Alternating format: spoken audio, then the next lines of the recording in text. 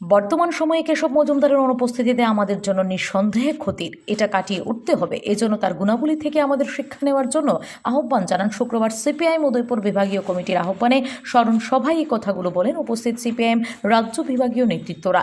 শুক্রবার উদয়পুর টাউন হলে অনুষ্ঠিত প্রয়াত কেশব মজুমদারের স্মরণ সভায় উপস্থিত ছিলেন সিপিআইএম পলিট ব্যুরোর সদস্য মানিক সরকার, সিপিআইএম রাজ্য সম্পাদক জিতেন্দ্র চৌধুরী, গোমতী জেলার জেলা সম্পাদক মাধব সাহা, রতন ভৌমিক সহ গোমতী ও দক্ষিণ জেলার পার্টির নেতৃত্বরা ছিলেন। প্রয়াত কেশব মজুমদারের পরিবারের লোকজনও।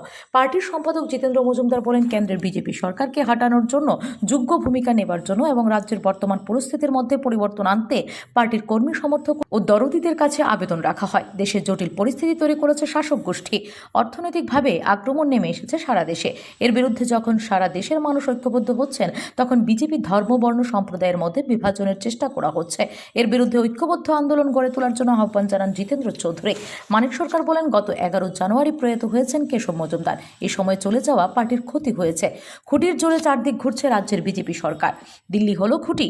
কেন্দ্রের বিজেপি সরকার হটানোর জন্য সারা দেশের মানুষ ঐক্যবদ্ধ হচ্ছে, ঠিক তখনই কেশব মজুমদার চলে যাওয়া পার্টির ক্ষতি হয়েছে।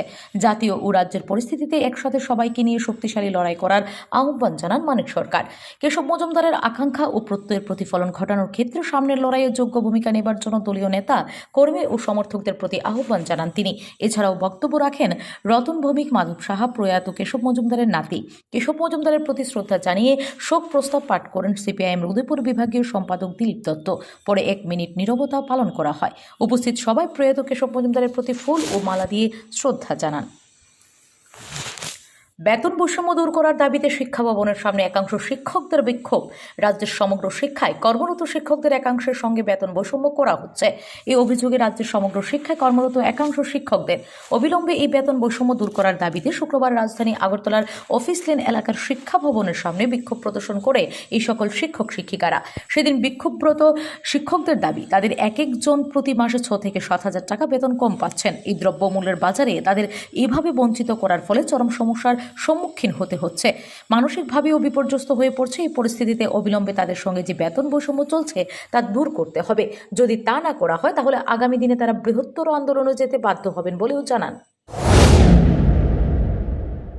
ছিল কৃষি এবং কৃষকদের স্বার্থের সাথে, এবং এটা করতে গেলে পর ব্রিটিশ যাওয়ার পর রাষ্ট্র ক্ষমতা পরিচালনার দায়িত্ব কংগ্রেসের হাতে আসে, কংগ্রেস সরকারে যায়, এবং কংগ্রেসকে সরকারের যাওয়ার মতো অবস্থা তৈরি করার ক্ষেত্রে ব্রিটিশের ভূমিকা ছিল।